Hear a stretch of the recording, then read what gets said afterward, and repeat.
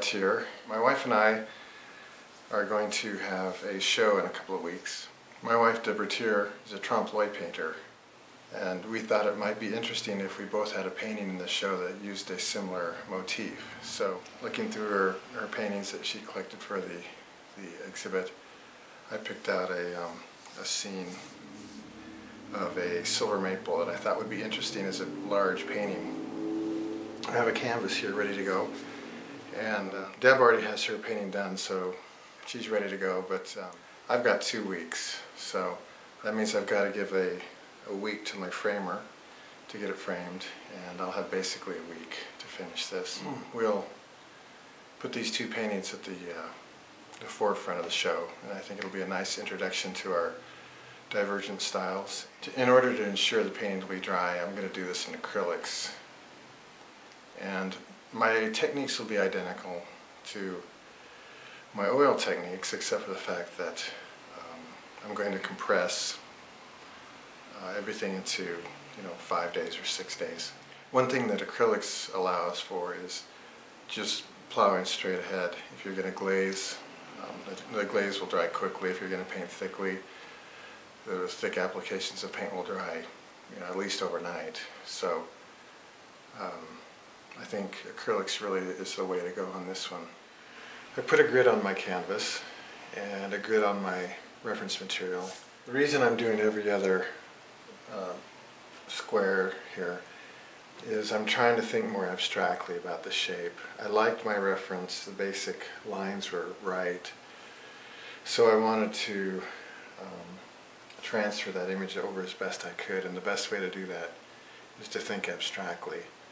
If I started just drawing up in the corner here and coming down, I might have started superimposing my notion of what a tree is onto that, and I just want to put down basic shapes. I just want to focus on the shapes.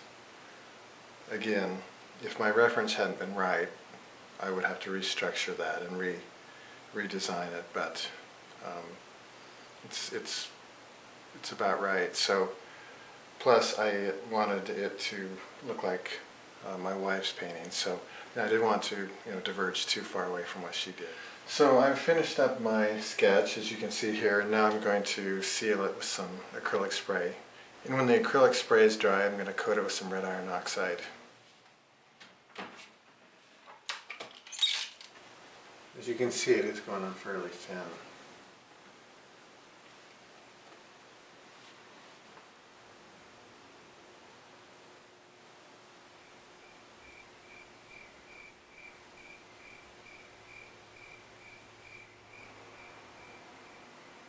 Normally I just let the paint dry naturally, but today I'm going to use a hairdryer just to speed things up a little bit. I'm in a bit of a hurry, so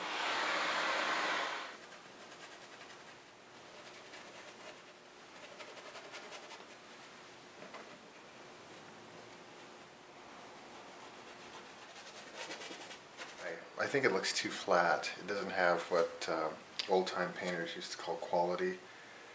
Also, I'm going to start adding my textured medium into that so that I can build up some really fat textures in the warm areas here, the light area where the sun's hitting the light parts.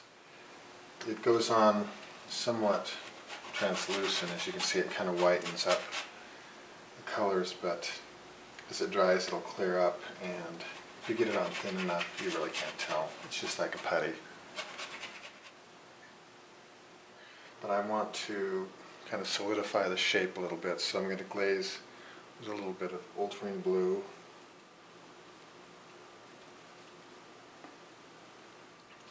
Just like with oils, if my glaze goes on a little bit too textured, it doesn't go on smooth enough, I add a little bit of zinc white.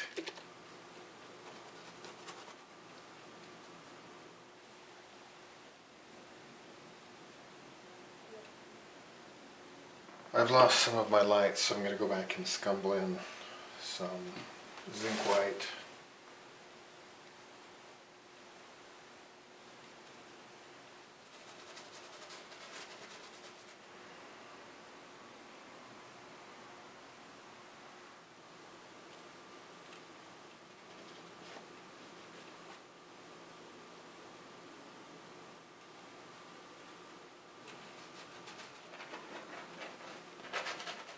Now some people rightly are concerned about acrylic painting and how it shifts value as it dries. The reason for that is if I poured this out onto a little black piece of paper, you'd see it looks like extremely white cream. Notice it. And the reason that it's lighter is because it has that white creamy acrylic medium in it. Now as that dries, it goes clear. So as it dries and clears, it doesn't become a part of the value of that paint. Now when I take this glazing liquid and put on here, it's going to lighten it up. I'll put it on really thin, but there'll be this sort of a sheen or this glaze, a scumble of whitish fluid over that. So that will lighten that area. So it has the effect of matching the values the wet values that you're painting onto. So when the whole thing dries, it'll dry down to approximately the same value. I haven't had any problem with that so far, and it's been quite interesting to me. But I will really put it to the test up here because I'm going to have to paint into this edge with some blue, and if it doesn't match, we'll definitely be able to see that. So I'm going to find out if this technique really holds up. This area here that used to be quite dark now has kind of a whitish scumble over the top of it, and some of the other dark areas here as well. But you just have to ignore that and just match your paint to it, and it seems to be working.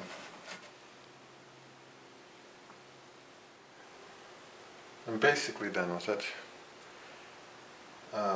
I need to sign it, and over the next couple of weeks I may add a piece here or there, but basically it's ready to frame.